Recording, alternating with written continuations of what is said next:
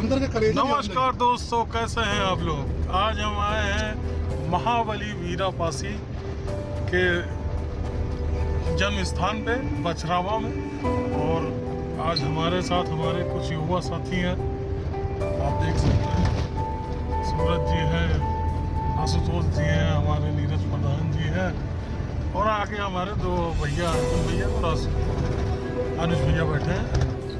तो बछरावा की माटी में आके बहुत ही अच्छा लगता है। यहाँ की एकता और यहाँ के समाज के प्रति लगाव लोगों में जो देखता हूँ, दिल खुश हो जाता है। महाबली वीरापासी का क्षेत्र है। महाबली वीरापासी जी का बहुत ही अच्छा इतिहास है। 18वीं सदी में जो अपने वीरापासी जी थे, राणा बेनी माधव थे इस क्षेत्र के सम्राट। वीरापासी जी उनके अंगरक्षक। कई बार बेनी माधव जी जो है युद्ध में परास्त हुए और अंग्रेजों ने उन्हें पकड़ा, और हर बार वीरापासी जी ने उन्हें बड़ी चतुराई से चंगुल से छुड़ाया। और वीरापासी एकमात्र ऐसे योद्धा थे जिन्होंने अकेले 50 से ज़्यादा अंग्रेजों को मारा, और अंग्रेज उनसे इतना डरते थे कि उन पर 50,000 का नगद इनाम रखा। दोस्तों, आप सोच सकते हैं कि 50,000 सन 1857 ईस्वी के आसपास एक बहुत ही बड़ी रकम है। और इसको जहाँ तक कि इतिहास में दबाया गया है, ये एक सवाल है। और हमारे अनुज भैया आज हमारे साथ में हैं। हमारे अनुज भैया गाड़ी चला रहे हैं। अनुज भैया, हाँ नमस्कार। कैसे हैं? अरे सब आप लोगों का, पूर्वजों का आशीर्वाद। और साथ में हमारे अर्जुन भैया बैठे हैं, और ये अपने सूरज भाई बैठे हैं। ये बगल में नीरज प्रधान जी हैं। अनुज भैया, कुछ मार्गदर्शन दीजिए समाज के युवाओं को। भाई, हम तो अपने युवा साथियों से और समाज के जो शुभचिंतक हैं उनसे यही कहना चाहेंगे कि मेरे भाई साथियों और वरिष्ठ जनों, देखिए, जीवन यापन तो सभी को करना है, लेकिन अगर हम सब लोग अपने समाज की जिम्मेदारी पकड़ कर काम करें तो हमारा समाज एकजुट भी होगा, और अपने गौरवशाली इतिहास का पदार्पण और एक आत्मदर्पण हम समाज के सामने भी पेश कर सकेंगे। और दो शब्दों में हम यही कहना चाहेंगे अपने साथियों से कि इस कार्य को करते हुए डरने या घबराने की जरूरत नहीं है, और ना ही किसी से हमें कोई अपनी बात करने की आवश्यकता है, क्योंकि हमारे पूर्वजों ने खुद ही इतना गौरवशाली इतिहास रच दिया है कि हमें केवल उसका संरक्षण करना है, और उस बात को तथ्यों के आधार पर और इतिहास परक तथ्यों के आधार पर हमें गजेटियर के साथ लोगों को केवल बतानी है। हमारे बच्चों को, हमारे साथियों को बस यही करना है, और अलग से कुछ नहीं करना है। ये रास्ता फूलों भरा है मेरे प्यारे साथियों। यहाँ किसी को कुछ अलग से करने की आवश्यकता नहीं है। और मैं एक बात कहूँगा मित्रों, अपने मित्रों से, कि इतिहास सबक लेने के लिए होता है, गलती करने के लिए नहीं होता है। इतिहास से सबक लीजिए, जो गलती कहीं पर हुई है वो दोबारा न करके एक साथ एकजुट हो जाइए, और एक साथ सबको एकत्र करिए, और एक छत एक मत आ जाइए, ताकि इस गौरवशाली समाज का जन जन का बखान हो सके, जन जन के बीच में बखान हो सके, और आने वाली युवा पीढ़ी, नवयुवा पीढ़ी को या अपनी बहन बेटियों को हम उनको इसको विरासत में दें, ताकि वो जहाँ भी जाएं इस ज्ञान के दीपक को फैलाएं, और वो ऊर्जा, वो नेगेटिविटी या मतलब वो पॉजिटिविटी उसको अपने अंदर महसूस करें। तो यही हमारा संदेश अपने युवाओं के साथ है। बिल्कुल अनुज भैया, और मुझे तो ऐसा लगता है कि एक जो नामुमकिन काम था, जैसा कि समाज के युवाओं को देखा मैंने, बहुत से युवा हैं जिनको अपने इतिहास के बारे में पता ही नहीं है। और मैं एक छोटा सा अनुरोध करना चाहूँगा आपको। जैसे कि आज आपने अपने विधानसभा के, अपने क्षेत्र के सारे युवाओं को इकट्ठा किया है, तो क्या आपको इसमें कुछ मुसीबतें झेलनी पड़ी, या युवा आपसे जुड़े? देखिए मित्रों, ये तो बड़ा मर्म स्मृति मतलब आपने सवाल किया है, या मतलब जानने की इच्छा की है, तो ये हृदय की संवेदना से जुड़ा हुआ है। तो मैं इस बात पर बस यही कहना चाहूँगा कि कि रास्ता चलते समय मैं अपने मित्रों को एक संदेश भी देना चाहूँगा कि देखिए, सड़क अगर बनी है, अगर हम गाड़ी चलाते हैं तो हम गाड़ी आगे पीछे दाएं बाएं देख के चलाते हैं, तभी हम सफ़र को तय कर पाते हैं। उसी तरह नेगेटिविटी और नकारात्मक चीज़ों या जो अनावश्यक वैचारिक चीज़ें हैं, इनसे बचा जाए।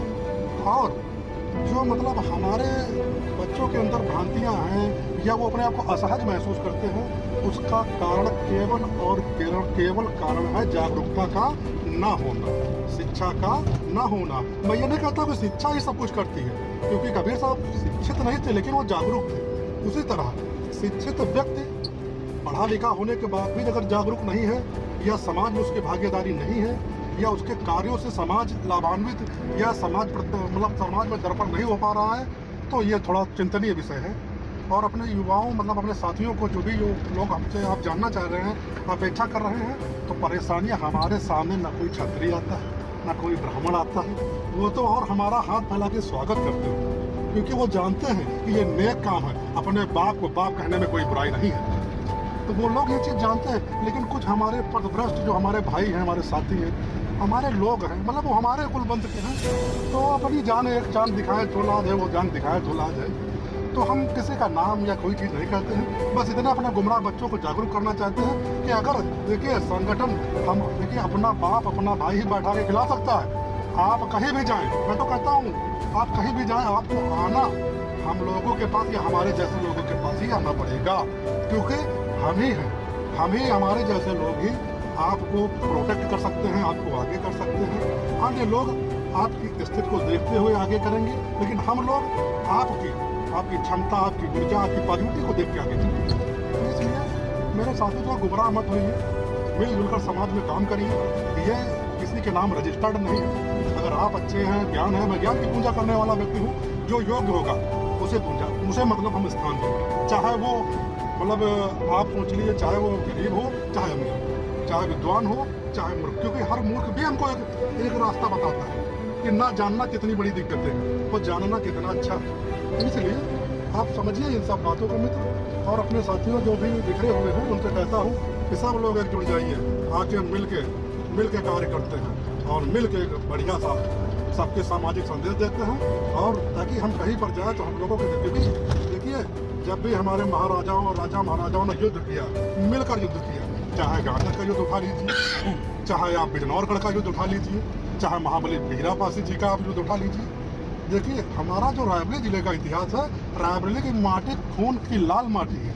यहाँ पासियों का ये पूरा अवध प्रांत पासियों के खून की मतलब पासियों के लाल खून से लिखी हुई, लाल खून से सींची हुई मिट्टी, और संपूर्ण भारत में पासियों पर राज रहा। इतिहास पर बातें हैं, खैर वो तो बिल्कुल जब भी मौका मिलेगा तो उसमें भी चर्चा की जाएगी। लेकिन जैसा आपने पूछा है कि संदेश कह दे, तो मैं इतना कहना चाहूँगा, वीर पासियों के हम सेवक न डरते श्रृंगाले से, तो चोरा बोरा जैसों को हम पी जाते भर प्यालों। तो इसलिए किसी से डरने वरने की जरूरत नहीं, ठाठ से काम करिए, पूर्वजों का गौरवशाली इतिहास को आगे लाइए। ये हमारी आपकी नैतिक जिम्मेदारी है। संवैधानिक अधिकार का प्रयोग करिए, प्रथम दृष्टया संवैधानिक अधिकार का प्रयोग करें। नहीं मानता है अन्य रास्ते, उसके लिए अन्य कार्य किए।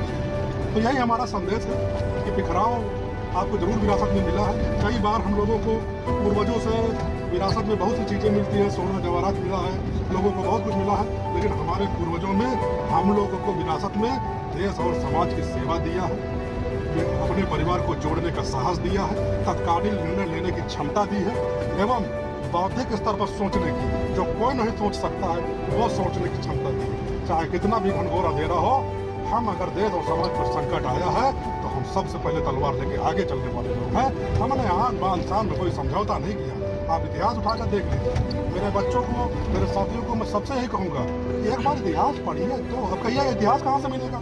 इतिहास मिलेगा आपके लाइब्रेरियों से मिलेगा, आपके जो संगठन चल रहे हैं, जो भी राष्ट्रीय अध्यक्ष रहे हैं हमारे पहले के और जो भी अब हैं, वो सब लोगों के पास किताबें छपी, इतिहासकार हैं, माननीय रामदयाल वर्मा जी का, माननीय यशवंत राव जी का, और माननीय अपने हम राजकुमार साहब का, एवं अन्य इतिहासकार हमारे जो रहे, मैं तो उनका भाई चरण स्पर्श करते हुए वंदन करता हूँ कि अगर ये ना लोग होते तो शायद आज हम लोग भी ना होते, क्योंकि इतिहास को कंठस्थ करने वाले यही लोग हैं। हमारी बहुत से साथी हैं, माननीय भंवरलाल कैशवास जी जो कि वहाँ काम कर रहे हैं, तो तरह तरह कोई कहीं ना कहीं काम कर रहा है, भले रास्ते अलग है लेकिन काम सबका एक है, जो एक ही रास्ते पे एक ही चौराहे पर रुकता है जाके, एक ही मार्ग पर सबको मिलाता है। तो यही संदेश है हमारा अपने साथियों के साथ कि घबराइए नहीं, बहुत बड़ी रास्ता है ये।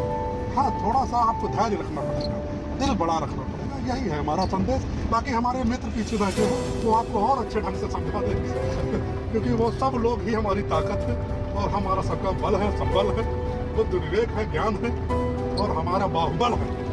1 लाख पासियों की हमारी विधानसभा, जिसको चाहे उसको विधायक बनाए, जिसको चाहे उसको जिले में हम सांसद बनाए। हमारा बगैर पासियों के कोई बीडी से नहीं जीत सकता यहाँ। प्रधानी तो बड़ी दूर की बात है मित्र। तो अपने आप को पहचानो, अपनी ताकत को पहचानो, आगे बढ़ो और नव निर्माण करो। बिल्कुल भैया, बिल्कुल सही कह रहे हैं आप।